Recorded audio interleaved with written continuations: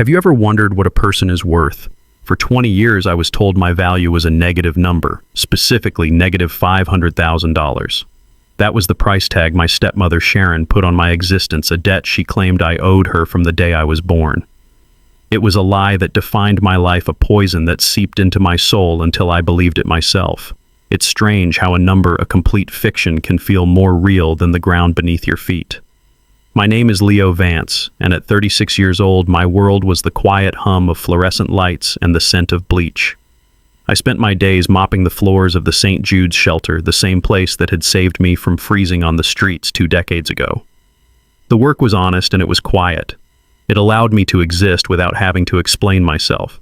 This afternoon, a new kid had arrived, a boy named Rick, no older than 15, with eyes that held the same hollowed-out look I remembered seeing in my own reflection. I handed him a bowl of soup, my hand steady, my voice gentle. "It's hot. Be careful." He looked up at me, a flicker of surprise in his eyes that someone had spoken to him with kindness. And in that flicker, the 20 years between us collapsed. The smell of bleach faded, replaced by the scent of cheap grease and stale coffee. I was 15 again, standing in the back alley of a diner, my hands raw from scrubbing pots. The flashback hit me with the force of a physical blow. I was back in that cramped, stuffy house in Ohio, the one my father had bought before he died. It was supposed to be our home, but it had become my prison. Every day after school, I worked a 6-hour shift at the diner, and every night I came home and placed my entire earnings, crumpled bills, and sticky coins on the kitchen counter for Sharon. She would count it meticulously, her thin lips pursed in disapproval. "Is this it, Leo? $63? The interest alone on your debt is more than this a day." She never yelled. It was always worse than that. Her voice was calm, matter-of-fact, as if she were discussing the weather. My stepbrother Kyle, a year older and twice my size, would be lounging on the sofa playing the new video game console he'd gotten for his birthday. My stepsister Chloe would be in her room, the sound of pop music leaking from under her door. They were her real children. I was just a walking, breathing financial burden. One evening I came home shivering, my worn-out sneakers soaked through from a sudden downpour. I laid the $70 I'd earned on the counter. Sharon didn't even look up from her magazine. "Your father's life insurance barely made a dent, you know," she said to the air. $2 million sounds like a lot, but after the lawyers and the hospital's original lien, we were left with nothing but that $500,000 bill. Your bill. I remember staring at my reflection in the dark kitchen window, a skinny kid with tired eyes and a hole in his shoe. Kyle walked into the kitchen, then grabbing a soda from the fridge. He looked at my wet clothes, then at my shoes, and sneered. "Mom, are you sure he's even worth the water it'll take to wash those clothes?" Sharon just turned the page of her magazine. She didn't have to answer. Her silence was the answer. It always was. In that house, I wasn't a son or a brother. I was an investment that had gone bad, a debt that could never be repaid. And the worst part was, I believed her. I believed every single soul-crushing word of it. I accepted my place working to pay off a phantom debt, unaware that the truth was buried so deep it would take 20 years and a voice from a skyscraper in New York to even begin to dig it out. The day I turned 16, I woke up with a stupid, fragile flicker of hope in my chest. It was a feeling so unfamiliar I almost didn't recognize it. For just a moment, I allowed myself to think that maybe, just maybe, today would be different. A birthday was supposed to be a milestone. Maybe today Sharon would look at me and see something other than a walking ledger of debt. Maybe someone would just say the words, "Happy birthday, Leo." That's all I wanted. A simple acknowledgement that my existence wasn't a complete inconvenience. I walked down the stairs, the hope already starting to curdle in my stomach. The scene in the living room was my answer. There on the coffee table was a small cake with sloppy blue frosting, but the celebration wasn't for me. Kyle's birthday had been 3 days ago, but Sharon had decided to give him his big present today. He was sitting on the couch, practically vibrating with entitlement, while Chloe sat primly beside him, a forced smile on her face. "Well, look who decided to join us," Sharon said without looking at me. Her attention was focused on a sleek black box in her hands. "Kyle, honey, your patience has paid off." She presented the box to him as if she were knighting him. He tore it open, and inside, nestled on a velvet cushion, was a watch. It wasn't just a watch, it was a statement. A heavy silver chronograph with a deep blue face, the kind of watch a successful man would wear. It probably cost more than I earned in 6 months. Wow, Mom. It's amazing, Kyle said, strapping it onto his wrist and holding it up to the light. He shot a look in my direction, a triumphant smirk playing on his lips. He knew I was standing there. He knew it was my birthday. This was part of the gift, a demonstration of my worthlessness. You deserve it, sweetie, Sharon cooed, stroking his hair. You are going to do great things, and you need to look the part. She finally turned her gaze to me. Her eyes were cold, clinical. Speaking of looking the part, I have an announcement to make. She stood up, brushing a piece of lint from her sleeve. As you all know, we've been talking about making a change for a long time. This house, this town, it's full of bad memories. Your father's passing our financial struggles. She let her eyes rest on me for a moment. So I've done it. I sold the house. We're moving to California. A fresh start. Chloe gasped, her eyes wide with excitement. Kyle let out a whoop of joy, jumping up from the couch. Malibu, here we come. I just stood there frozen. California. It felt like another planet. My mind was racing, trying to process what this meant for me. Would I have to find a new job? A new school? Sharon let them celebrate for a moment before raising her hand for silence. Her expression was serious now, like a CEO about to announce layoffs. A fresh start means exactly that. A new beginning. And a new beginning requires a clean slate. No baggage. No leftover debts tying us to the past. And then she looked directly at me. The air in the room went still. I could feel the invisible walls closing in. Leo, she said, her voice devoid of any emotion. You will not be coming with us. The words hung in the air, sharp and heavy like shards of glass. I couldn't breathe. I must have misheard. What I whispered. You heard me, she said flatly. You are the single biggest financial weight on this family. The debt you carry is the reason we need this fresh start in the first place. We are cutting our losses. You are old enough now to make your own way. She pointed a long, manicured finger toward the corner of the room. I followed her gaze and saw it. A single black plastic garbage bag bulging with the few clothes and possessions I owned. It was tied shut at the top. Your things are in there, she said. I packed them for you this morning. You have 5 minutes to take your bag and leave this house. My heart hammered against my ribs, each beat a painful thud of disbelief. This wasn't happening. It couldn't be happening. I looked at Chloe, my eyes pleading with her to say something to stop this nightmare. She just stared at the floor, chewing on her lip, a silent accomplice. Numbly, I moved toward the bag. It felt like I was walking through water. My hands trembled as I reached for the cheap plastic. But before my fingers could touch it, Kyle stepped in front of me, blocking my path. He grabbed the bag himself, a cruel fire in his eyes. Let me help you with that, he sneered. He walked to the front door, wrenched it open, and with a grunt of effort, he threw the bag out onto the wet front lawn. It landed with a dull, pathetic thud in a puddle of muddy water. He turned back to me, his face twisted with years of resentment. Get out, you freeloader, he spat. Go pay your own bills for once.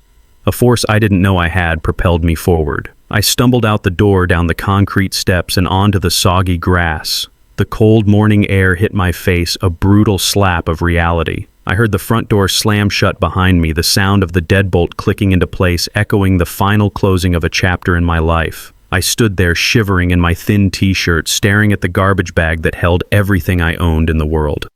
Inside, I could hear the muffled sounds of their laughter. They were already moving on, celebrating their new life, a life that was only possible because they had excised me like a tumor. I don't know how long I stood there, maybe an hour, maybe 3. The world seemed to move in slow motion until a white van pulled up to the curb. A man in a jumpsuit got out carrying a metal toolbox. He walked right past me up to the front door and began to drill out the lock. A locksmith. Sharon hadn't even waited an hour to erase me completely. I watched as he worked efficiently, impersonally securing my prison so that I could never get back in. That's when I knew. I wasn't just being asked to leave. I was being thrown away.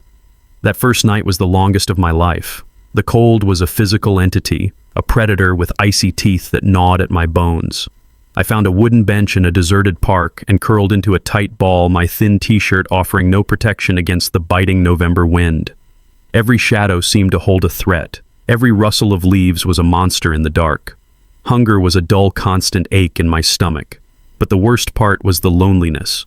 It was a crushing weight, a silence so profound it was louder than any scream. The world had been a cruel and unjust place before, but at least I had existed within it. Now I was outside of it entirely, an invisible ghost, shivering on a park bench, erased from the world I once knew. I survived that night, and the next, and the one after that. I learned the hard rhythms of the street. I learned which dumpsters were likely to have leftover food, which public libraries had heaters that would let you stay until closing, and which alleys were best to avoid. I had one possession that offered a sliver of comfort, a thick, worn-out denim jacket my father had left behind, one of the few things Sharon had deemed worthless enough to throw in the garbage bag. It smelled faintly of him, of sawdust and Old Spice, and when the cold was at its worst, I would bury my face in the collar and pretend he was there. About a week into my new life, that last comfort was stolen from me. I had fallen into a deep, exhausted sleep in the covered doorway of a closed shop. When I woke up, the jacket was gone. I searched frantically, my heart pounding with a unique kind of panic, the panic of losing the last thing you have. It was nowhere. Someone had taken it right off my back while I slept. That was the moment I truly broke. It wasn't just a jacket. It was the final link to my past, to a time when I was loved. I sat on the cold pavement and cried. Not loud sobs, but silent, hopeless tears that froze on my cheeks. I was 16 years old, and I was utterly and completely alone, with nothing but the clothes on my back and a soul that felt as empty as my stomach. For weeks I drifted. I was a ghost in the machine of the city, unseen and unheard. I grew thinner, weaker, and the flicker of hope I once had was completely extinguished, replaced by a dull gray resignation. I was going to die out here, and no one would even know my name. It was during that dark, hopeless period that I stumbled quite literally upon the St. Jude shelter. I was following the scent of chicken soup, a scent so intoxicating it felt like a dream. It led me to a simple brick building with a cross over the door. A line of other lost souls was shuffling inside. Fear and shame warred within me. Sharon's voice echoed in my head, calling me a freeloader, a burden, but the hunger was stronger than the shame. I got in line. Inside, the warmth was the first thing that hit me. It felt like a physical embrace. A woman with kind eyes and silver hair ladled a thick, steaming soup into a bowl and handed it to me. She didn't look at me with pity or disgust. She just smiled. "There's bread on the table, son. Eat as much as you like." That simple act of human decency saved my life. I found a corner to sit in and ate that soup like a starving animal.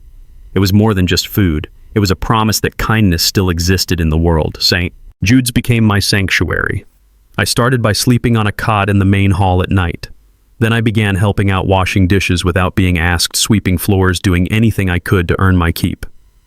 The shame Sharon had branded onto my soul was a hard thing to overcome, but the routine of work helped. The years began to blur, marked by the changing seasons and the faces of the people who came and went. I never left. The shelter was the only real home I had. I earned my GED studying in the small, quiet library they had in the basement. I read every book I could get my hands on, learning about a world far beyond the one that had thrown me away. The staff saw my dedication. They saw the quiet, reliable young man I was becoming. When a janitorial position opened up, they offered it to me. It was the first real paycheck I had ever been allowed to keep. Slowly, season by season, I rebuilt myself within those brick walls. I was eventually promoted to a resident assistant, then a counselor's aide. I had a small clean room of my own on the top floor. I had a purpose. The pain of my past was still there, a scar on my soul that would never fully fade, but it no longer defined me. Instead, it became a bridge, a way for me to connect with the scared, broken kids who walked through the shelter's doors every day. Which brought me back to the present. Back to Rick, the 15-year-old boy staring into his soup as if it held all the bad news in the world. I sat down across from him, the squeak of the chair legs on the linoleum echoing in the quiet dining hall. "It gets better," I said softly. He didn't look up. That's what everyone says. It's a lie. Sometimes I agreed, but sometimes it's the truth. Right now it feels like the world has decided you're worthless, doesn't it? Like you're nothing more than a problem to be thrown away. His head snapped up, his eyes wide with a shock of recognition. He saw that I wasn't just speaking words. I was speaking his language. I was speaking from experience. Here's the secret they don't tell you. I leaned in a little closer. Your worth isn't something they get to decide. It's not a price tag they can stick on you. It's something you have to build for yourself right here." I tapped my chest gently. "You build it out of kindness, out of survival, out of getting up one more time than you fall down. It's a long, hard job, but you can do it. I know you can." He held my gaze for a long moment, and for the first time since he'd arrived, the hollow look in his eyes was replaced by a tiny, flickering ember. It was the same ember that woman with the soup had lit in me 20 years ago, and in that moment I understood my purpose. I wasn't just a survivor, I was a keeper of the flame. The 20 years that followed my expulsion from home had a rhythm. It was a quiet, predictable rhythm of cleaning supplies, shared meals in the dining hall, and the quiet satisfaction of helping someone else find a warm bed for the night. My life was small, but it was mine. I had built it from the ashes of a garbage bag on a wet lawn, and I protected its fragile peace fiercely. One Tuesday evening, that peace was shattered by a knock on the door of my small room. It was Maria, my supervisor, and the closest thing I had to a friend. She had been at St. Jude's even longer than I had, a permanent fixture of warmth and no-nonsense kindness. She was holding the receiver of the shelter's cordless phone, a puzzled look on her face. "Leo, there's a phone call for you," she said, her brow furrowed. "Sounds very official. A man from a law firm in New York City." I felt an immediate cold knot of suspicion in my stomach. "A lawyer?" "For me. Maria, you know I don't have any family. It's a scam." In my world, unexpected calls from important people were never good news. They were either debt collectors or someone telling you that you had to move on. That's what I thought she admitted. But he was very specific. Asked for Leo Vance. Said it was a matter of extreme importance regarding an estate. I sighed, taking the phone from her hand. The word estate was the final confirmation. It was the oldest trick in the book. "Probably wants my social security number to release my $10 million from a Nigerian prince," I said, trying to make a joke of it. I put the phone to my ear. "Hello?" A crisp female voice answered. "Am I speaking with Mr. Leo Vance, who's asking?" I replied, my tone already defensive. "My name is Jessica, calling from the offices of Pierce and Associates in New York. I am calling on behalf of Mr. Arthur Pierce regarding the final settlement of the estate of—" I didn't let her finish. I had heard enough. It was a pathetic attempt preying on people who had nothing, dangling a fantasy in front of them. The anger I felt was sharp and sudden, anger that they would try to breach the walls of my quiet life with such a cheap, predictable lie. "You have the wrong number," I said, my voice flat and cold, and I pressed the end button, cutting her off mid-sentence. I handed the phone back to Maria. "See, a scam." Maria took the phone, but her brow was still knitted with uncertainty. "I don't know, Leo." She sounded... Before she could finish her thought, the phone rang again, its shrill tone making us both jump. It was the same number. My immediate instinct was to ignore it, but Maria answered it, a determined look on her face. "St. Jude's shelter." Maria speaking. I watched as her expression shifted. She listened intently, her eyes wide. She looked from the phone to me, then back again. She held up a hand, telling me to wait. "Yes," she said into the receiver. "Yes, he is standing right here." She paused again, listening. "His father was David Vance. Yes, that's correct." My blood ran cold. How did they know my father's name? Maria covered the mouthpiece with her hand, her voice a low, urgent whisper. "Leo, this is not a scam. You need to take this call.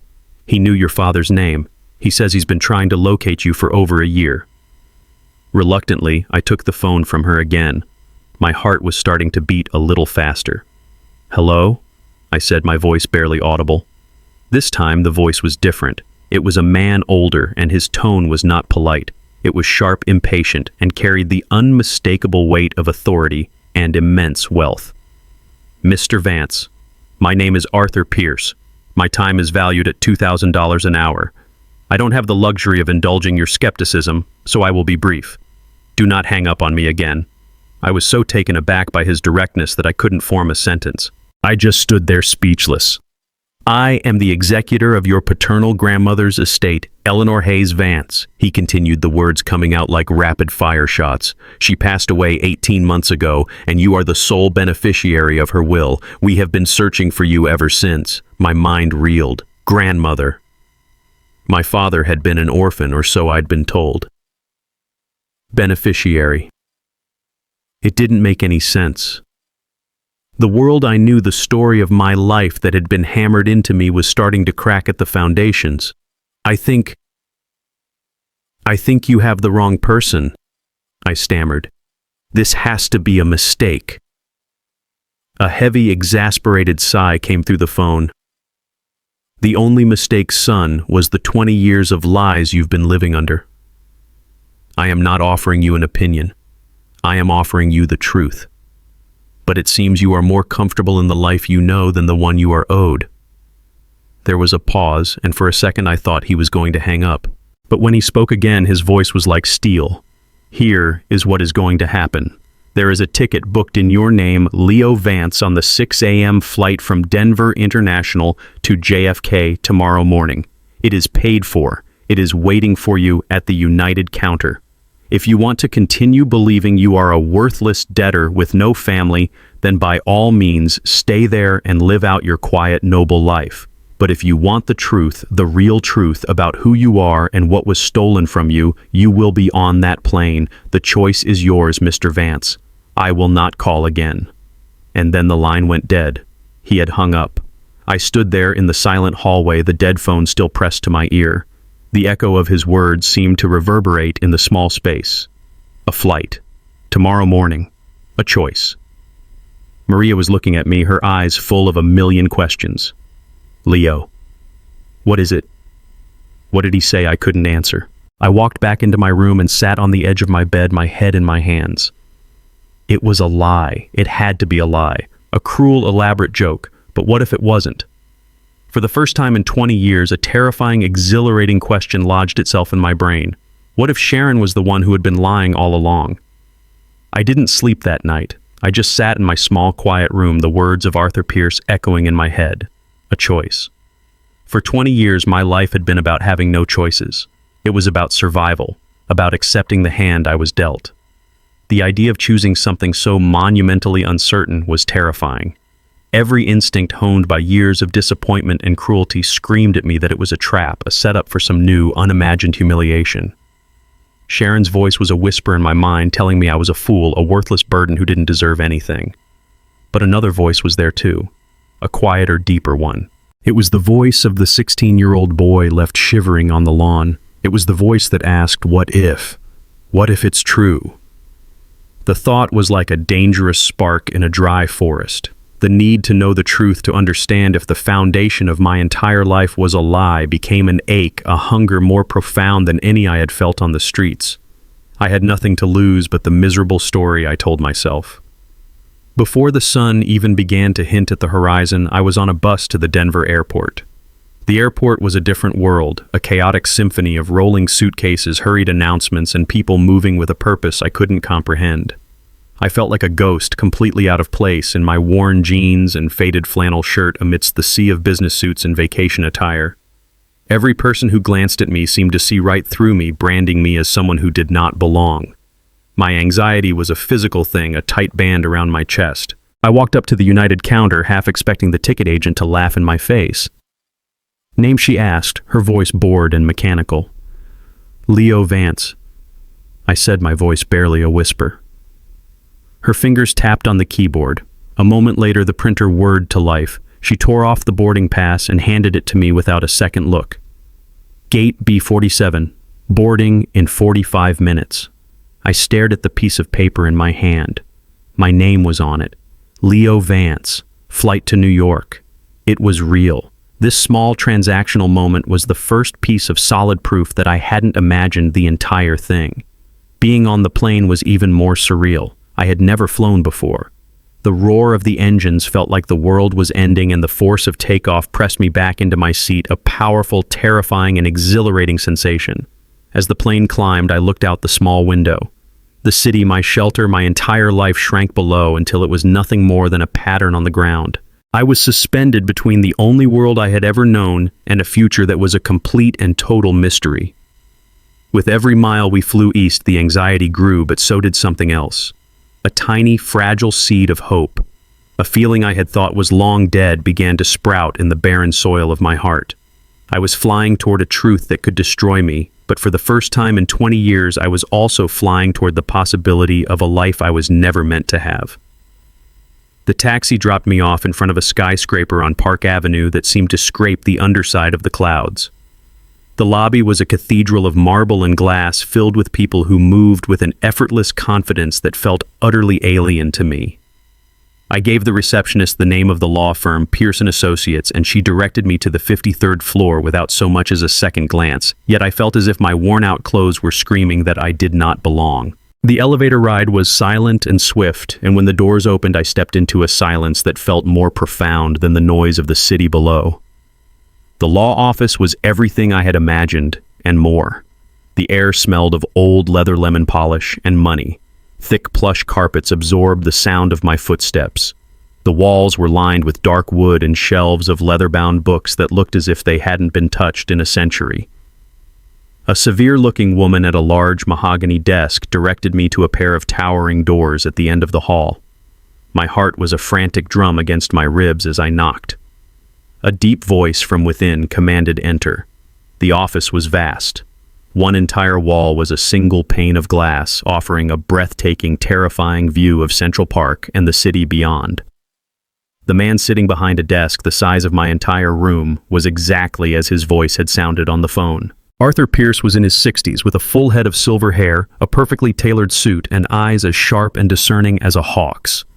He watched me as I walked across the vast expanse of carpet, and I had the distinct feeling that he had assessed, categorized, and filed away every single detail of my life before I even reached his desk. He did not smile. He did not stand. He simply gestured to the leather chair opposite him. I sat down, my hands clasped together in my lap to keep them from shaking. The silence stretched on thick and heavy with unspoken questions. He was studying me, his gaze unwavering. Finally, he spoke, his voice calm and measured. "Mr. Vance, thank you for coming. I trust your flight was acceptable." "It was fine," I mumbled, my voice sounding small in the cavernous room. "Good," he said, folding his hands on the spotless surface of his desk. "Before we proceed to the details of your grandmother's estate, there is a separate and rather delicate financial matter we must first address." I felt my stomach clench. This was it. The other shoe was about to drop. This was all some elaborate ruse to collect a debt. "Okay," I said, bracing myself. He opened a thin leather-bound folder in front of him. "My investigators have done a thorough review of your family's financial history. In doing so, we came across a recurring issue, a significant liability attached to your name, a debt, I believe, of approximately $500,000 stemming from medical expenses incurred shortly after your birth." The breath left my body in a rush. He knew. Of course he knew. It was the central defining fact of my existence. The shame was so immediate and overwhelming it was like a physical wave of heat washing over my face. I was a fraud, sitting in a rich man's office pretending I was worthy of his time while carrying a debt that I could never hope to repay. I'm sorry," I stammered, my eyes dropping to the floor. "I know about the debt. Sharon, my stepmother. She always told me. I don't have any money. I work at a shelter. I can't pay it, but I swear I never meant to be a burden." Arthur Pierce listened to my pathetic rambling apology without a single change in his expression. He let me finish, let my words hang in the silent, expensive air. Then he looked at me, his gaze so intense it felt like he was looking directly into my soul. "That is irrelevant, Mr. Vance," he said, his voice cutting through my shame like a scalpel. "Your ability to pay is not the issue." He paused, letting the weight of his next words gather. "The issue is that the debt never existed." I stared at him, my mind unable to form a coherent thought. It was like he had just spoken in a foreign language. What do you mean?" "I mean," he said, leaning forward slightly, his voice dropping, but gaining in intensity, "that the story you were told was a complete and utter fabrication. A lie. Yes, there were medical bills when you were an infant. The total was $31,000, and every single cent of it was covered by your father's comprehensive health insurance policy. There was no lien. There was no outstanding balance. There was no debt. Ever." The room began to tilt. The view of the city outside the window swam in my vision. No, it couldn't be. My entire life, my identity, the shame that had been my constant companion for as long as I could remember, all of it was built on that debt. It was the reason for my suffering, the justification for my exile. Without it, nothing made sense. "No," I whispered, shaking my head. "That's not possible. Sharon wouldn't lie about that." There must be a mistake. For the first time, a flicker of something that might have been pity crossed Arthur Pierce's face. I'm afraid that is not the only thing she lied about, Leo. He slid the folder across the polished surface of the desk toward me. It gets worse. My hands were trembling so badly I could barely open it.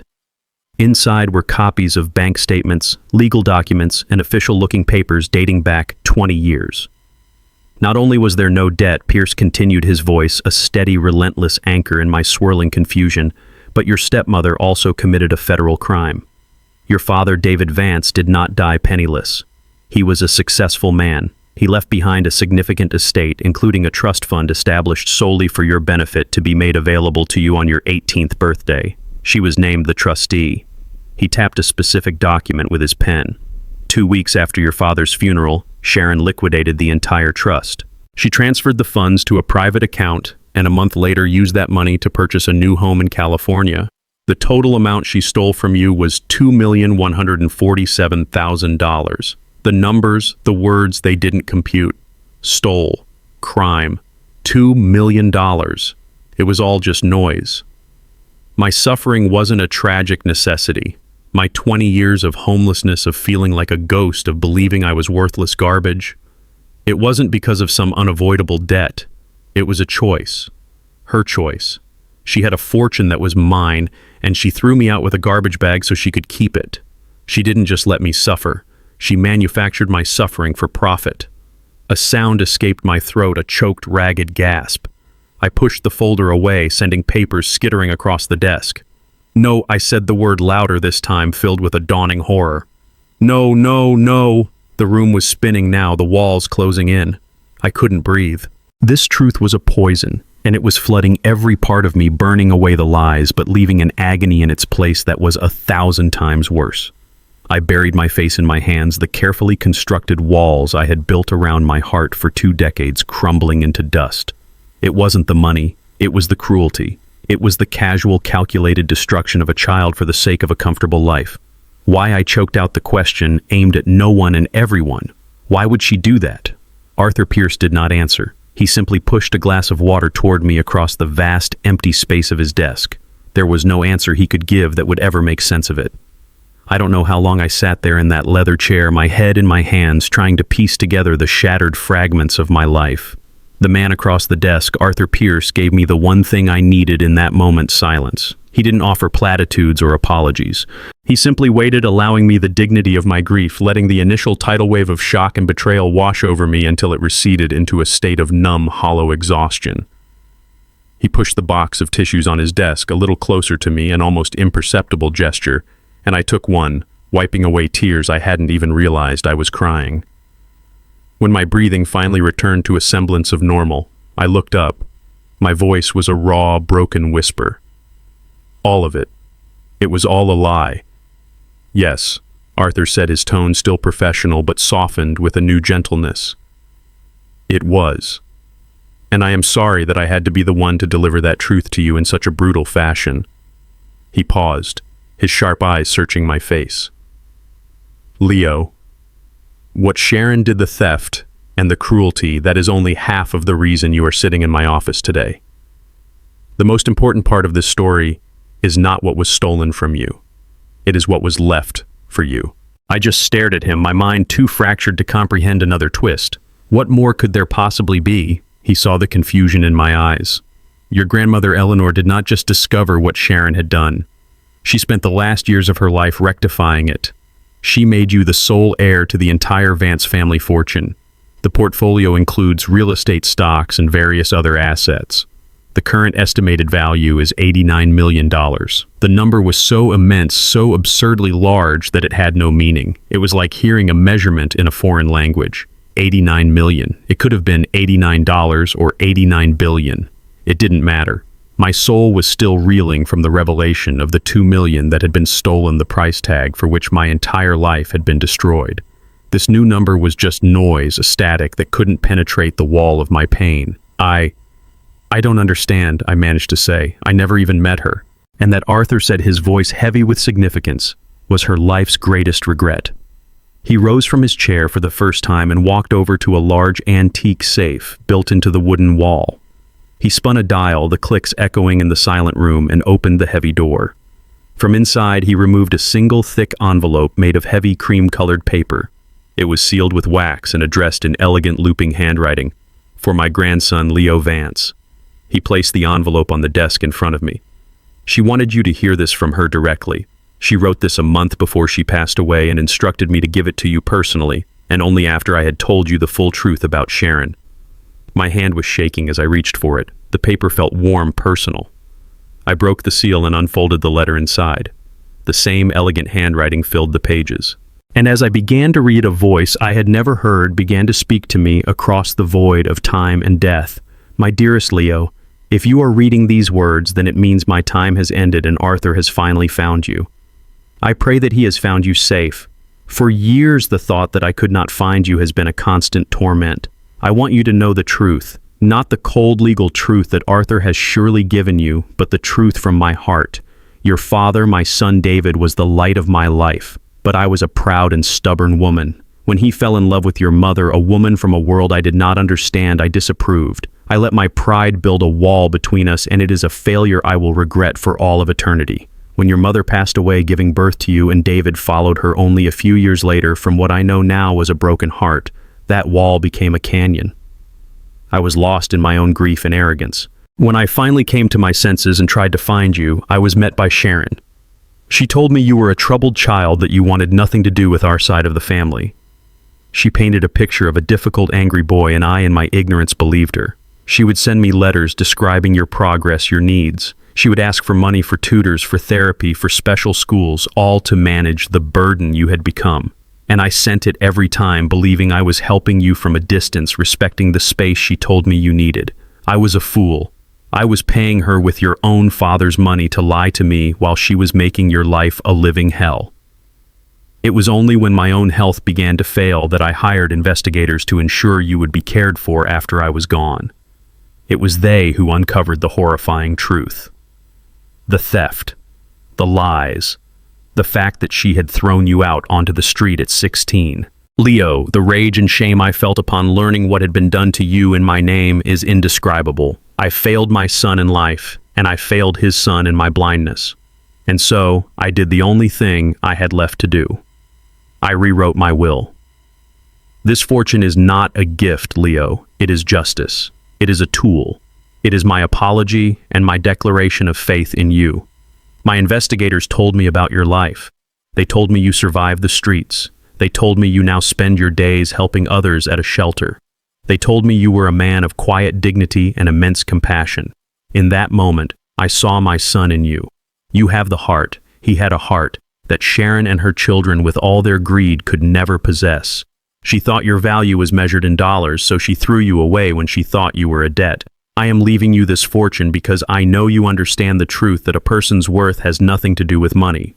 It is measured in character. And your character, my dear boy, has been forged in a fire that would have destroyed lesser men. You are the only one I can trust with our family's legacy. Do not let this money define you. Let the truth of who you are define you. You are the grandson of Eleanor Hayes Vance. You are the son of David Vance. You were never a burden. You were never forgotten. You are loved. You were always, always loved. Now go and build a life worthy of that love. With all my heart, your grandmother Eleanor. The letter trembled in my hands. The pages were stained with my tears. But these were not the tears of pain and horror I had shed earlier. These were tears of release. Each word from my grandmother was a healing balm, a stitch closing the 20-year-old wound in my soul. Every lie Sharon had told me was systematically dismantled not by a lawyer's cold facts, but by the warm, fierce love of a woman I had never met. The $89 million was nothing. This letter, this was the real inheritance. The knowledge that I was not garbage, that I was not a mistake, that I was loved. It was the first truest moment of healing in my entire adult life. I returned from New York on a late-night flight, arriving back at the shelter just before dawn. The building was quiet, the air still and filled with the gentle sounds of sleeping residents. Nothing had changed. The linoleum floors were still worn. The air still carried the faint scent of antiseptic, and the same flickering fluorescent light still hummed in the hallway. The only thing that had changed was me. I walked through the familiar corridors, not as Leo Vance the janitor, but as Leo Vance, a man who finally knew his own story. The sense of peace was profound. The truth hadn't just set me free, it had anchored me. I went back to my small room on the top floor. It was exactly as I had left it. A simple, sparse space with a single bed, a small desk, and one window overlooking the city. 24 hours ago, this room had been my entire world, a safe little box I had built to protect myself. Now it was just a room, a place to rest before the real work began. I didn't feel an urge to leave or to find a fancy hotel. My first instinct wasn't about what I could buy for myself, but what I could build for others. Later that morning, I found Maria in her cramped, perpetually cluttered office, staring at a stack of unpaid bills on her desk, a deep worry line etched between her eyebrows. She looked up when I entered, her expression a mixture of relief and intense curiosity. "Leo, you're back. My God, I was so worried. Are you all right? What happened? Was it real?" I closed the door behind me and sat in the worn-out visitor's chair. "It was real, Maria," I said, my voice steady. I spent the next 20 minutes telling her everything, not the part about the $89 million. That could wait. I told her the important parts. I told her about the lie, the non-existent debt that had been the foundation of my entire life. I told her about the $2 million that Sharon had stolen, the money that had paid for her California dream while I was sleeping on park benches. Maria listened, her hands covering her mouth, her eyes filling with a fierce protective anger on my behalf. When I was finished, she was speechless for a moment, just shaking her head in disgust. "That woman. That is a level of evil I can't even comprehend," she finally whispered. "There's more," I said, and then I told her about Eleanor. I told her about my grandmother's regret, her search, and her final act of justice. I didn't have the letter with me, but I recited parts of it from memory, the words now seared into my soul. "You were always, always loved." By the time I finished, tears were streaming down Maria's face. She came around her desk and wrapped me in a tight hug. It wasn't a hug of pity, but one of profound validation. "Oh, Leo," she said, her voice thick with emotion. "Your father and grandmother would be so proud of the man you've become." After a moment, she pulled back, wiping her eyes. "So now what? A penthouse on Park Avenue? A private jet?" There was a gentle tease in her voice, but a genuine question underneath. I smiled, perhaps for the first time since I'd returned. "Actually, I was thinking about real estate here. Specifically this building." Maria looked confused. "This building, Leo, the bank owns this building. And frankly, with these bills, I'm not sure for how much longer. We're 3 months behind on the mortgage. That's what I want to talk to you about," I said, leaning forward. "Maria, you and St. Jude's saved my life. This place is more of a home to me than that house ever was. I want to buy this building. I want to pay off the mortgage, all of its debts, and set up an endowment so that it never has to worry about money again. But that's just the start." Her eyes were wide, unblinking, as the scale of what I was saying began to dawn on her. "I want to renovate everything." I continued the vision that had formed on the plane ride home, now pouring out of me. New plumbing, new wiring, a new roof. I want to replace every sagging cot with a real bed and a new mattress. I want to build a real modern kitchen that can serve healthy food, not just cheap carbs. I want to turn the basement into a library and a computer lab so the kids who stay here can do their homework and apply for jobs. I want to give the people here the dignity they deserve. I took a deep breath, my heart pounding with a passion I hadn't felt in years. And I want to do something more. I want to use the rest of the property to build a new wing, a separate dedicated facility for kids under 18 who've been kicked out or have run away from broken homes. A safe house. I'm going to call it Hayes House after my grandmother's family name. I looked at Maria, my eyes pleading for her to understand. "It won't be just a shelter, Maria. It will be a home. A place with on-site therapists and job training programs and educational tutors. It will be a place to heal. It will be everything I wish I had when I was 16 and standing alone in the cold. It will be a place that tells every kid who walks through its doors that they are not a burden, that they are not worthless, and that they are loved." Maria stared at me, her face a canvas of shock, disbelief, and dawning joy. The stack of unpaid bills on her desk seemed to shrink, becoming insignificant in the face of this new impossible reality. A single happy tear traced a path down her cheek. "Hayes House," she whispered, testing the name on her tongue. It sounded like a prayer. She looked at me, no longer seeing the quiet janitor, but a man who was about to turn 2 decades of his own personal hell into a heaven for countless others. The weeks that followed my return from New York were a blur of productive activity. Architects and contractors started visiting St. Jude's, taking measurements and drawing up blueprints for the renovations and the new wing that would become Hayes House.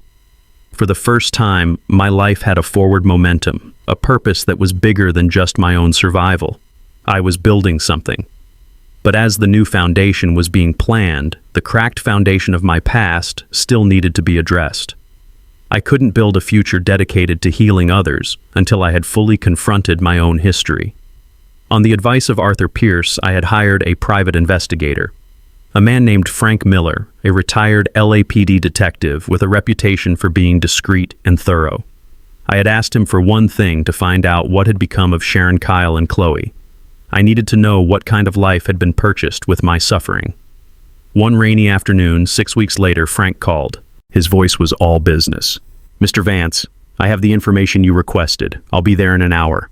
Frank was a man who looked like he was carved from granite, with a quiet professionalism that was both intimidating and reassuring. He sat in the same visitor's chair in Maria's office where I had sat just weeks before, and placed a thick, plain manila folder on the desk between us. He didn't say a word, just slid it toward me. My hand hesitated for a moment before I opened it. The folder was filled with high-resolution photographs and financial documents. The first picture was of Sharon. She wasn't the tired, chain-smoking woman I remembered. She was maybe 60 now, but looked a decade younger, her hair perfectly styled, her body trim and fit. She was laughing on the sun-drenched deck of a magnificent house, the blue expanse of the Pacific Ocean sparkling behind her. The address was listed below: Malibu, California. The next photo was of Kyle. He was a man now in his late 30s with the same arrogant smirk I remembered from my 16th birthday. He was leaning against a low-slung cherry-red Ferrari, wearing a designer suit with no tie. He looked like a man who had never worked a hard day in his life because he hadn't. Then there was Chloe. She was at some kind of gala, wearing a glittering evening gown and a diamond necklace that probably could have funded the shelter for a year. She was beautiful, smiling for the camera, but there was something in her eyes. A hollowness. A sadness that the flashbulb couldn't quite erase. I sifted through the rest of the photos. Pictures of them on a yacht, at exclusive restaurants, on ski trips to Aspen. They were living a fantasy life, a life built on a crime and a child's broken heart.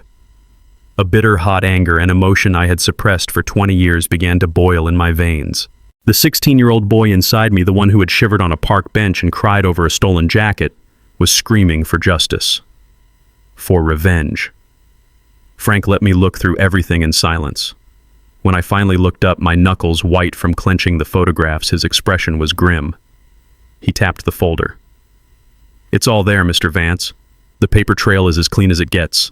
I've documented the wire transfer from your father's trust account and its use as the down payment on that Malibu property. We have sworn affidavits from 2 of your old neighbors who witnessed Sharon throwing you out. Legally speaking, this is a slam dunk." He leaned forward, his voice low and serious.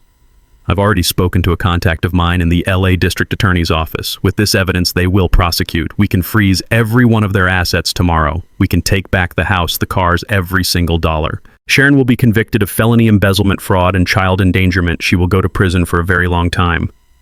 Kyle and Chloe could be charged as accessories after the fact for knowingly benefiting from the crime." He looked me directly in the eye, his voice flat, presenting me with the choice I knew was coming. "We can get biblical justice for what they did to you, Leo. We can tear their entire world down to the studs. All you have to do is say the word." This was it, the moment I had unknowingly been waiting for. The chance to make them pay, to make them feel even a fraction of the pain and humiliation I had endured. The anger was a roaring fire inside me, demanding fuel. I pictured Sharon in a prison cell, Kyle's Ferrari being towed away, their perfect life shattered into a million pieces. The thought brought a savage, satisfying thrill. They deserved it, every bit of it. But then another image pushed its way into my mind. My grandmother's letter. "Your character has been forged in a fire. You are the only one I can trust." She had trusted me not to be like them. She had trusted me to be better. I thought of Rick, the young boy in the shelter. What lesson would he learn if he saw me using my newfound power to destroy people, even people who deserved it? My internal battle was a silent, violent war. The ghost of the hurt boy screamed for vengeance. the man I had become. The man Eleanor believed me to be argued for something else. What would revenge accomplish? Would seeing them in ruin truly heal the scars on my soul? Or would it just make me a different kind of monster, one who used pain as a weapon just as they had? Destroying them would define the rest of my life by their actions. But building something new, something good, would define it by my own. I took a long, slow breath, the fire of my anger beginning to cool, leaving behind a clear, hard certainty. I looked down at the smiling faces in the photographs one last time, and then I closed the folder. I pushed it back across the desk to Frank. "Thank you, Frank," I said, my voice calmer and stronger than I thought possible. "You've given me everything I need to move forward." He had given me the choice, and in that choice I finally found the person I was meant to be. I sat there in the quiet of my new office, the glossy pictures of their perfect lives spread out before me. The anger had passed, leaving a strange, quiet calm in its wake. Frank, the investigator, had offered me a sword, a legal weapon to exact a pound of flesh for every ounce of pain they had caused. The 16-year-old boy inside me had wanted to take it, to swing it with all his might. But the man I was now, the man my grandmother's love had resurrected, knew that some victories are not won on a battlefield. I pushed the dossier aside and took out a single clean sheet of paper. I picked up a pen, and the words came easily, not from a place of rage, but from a place of finality and freedom. The letter was short. "Sharon, Kyle, and Chloe," it began. "I know everything. I know about the debt that never was, and I know about the inheritance that was stolen. For 20 years, I lived in a prison you built for me. I could spend the next 20 years building one for you. But my grandmother taught me that our family's legacy should be about building things up, not tearing them down." I paused, then printed out a picture. It wasn't a picture of me or of a bank statement. It was the architect's rendering of the newly completed Hayes House, a beautiful, welcoming building filled with light, with a garden where a parking lot used to be. I folded it and placed it inside the envelope with the letter. I wrote the final lines. "This is my justice. This is the inheritance I chose. I forgive you, not for your sake, but for mine. Goodbye, Leo." I mailed the letter that afternoon. The act of dropping it into the blue mailbox felt like letting go of a heavy stone I had been carrying my entire life. I did not know what would happen, and I found that I did not care. My part in their story was over. The aftermath came not like a storm, but in quiet, broken pieces. A month later, I received a call from an unknown California number. It was Chloe. She was crying so hard I could barely understand her. She sobbed about how sorry she was, how she was a coward, how Sharon had manipulated them all. I listened, and when she was finished, I simply said, "I hope you find your peace." Chloe and I hung up. Sometime later, I heard through Arthur Pierce that Kyle had sold his Ferrari and checked himself into a long-term therapy clinic, tormented by a guilt he could no longer outrun. And Sharon, the architect of my pain, received the most fitting punishment of all. She got to keep her house, her money, her perfect life. But now her beautiful Malibu home was a prison of her own making. She lived every day in fear, waiting for the lawsuit that never came, a prisoner of a past that I was no longer chained to. I rarely think of them now.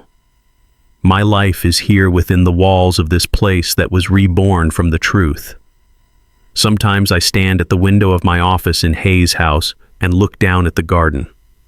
I watch kids like Rick, kids who arrived here broken and lost, laughing and throwing a football. They are safe. They are valued. They are home. And in their laughter, I find a peace that no amount of money could ever buy, and a justice that no act of revenge could ever deliver. Some inheritances are chains forged from lies to keep you small. The greatest inheritance isn't found in a will, but in the truth that sets you free. When you find that truth, use it not as a sword for revenge, but as a key to build a better door for others.